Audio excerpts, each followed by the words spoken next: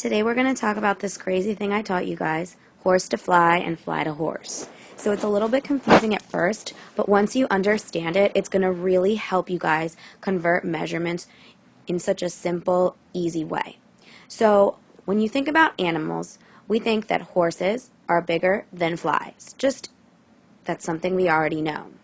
So when we say horse to fly, we actually mean that we're starting with a bigger unit because horses are bigger, and we're trying to convert it into a smaller unit because flies are smaller. So an example of when we would use horse to fly would be if we were going from feet, which is a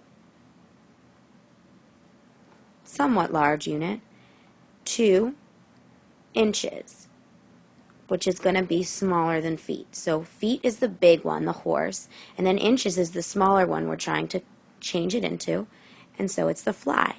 So when we have a bigger unit and are trying to convert it into a smaller one, we multiply. So I always remind my kids that it's horse to fly, which means multiply.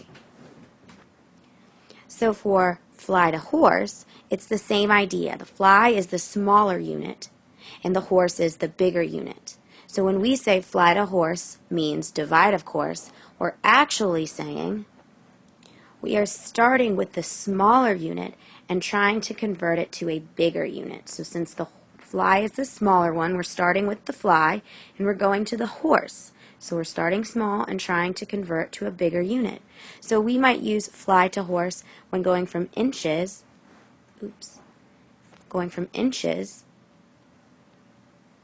to feet, because inches is small like the fly and feet is larger like the horse. So when if we were going from inches to feet, we would go from fly to horse, so we would divide, of course. And this is going to be a trick that comes in handy when we've learned how to write conversion equations.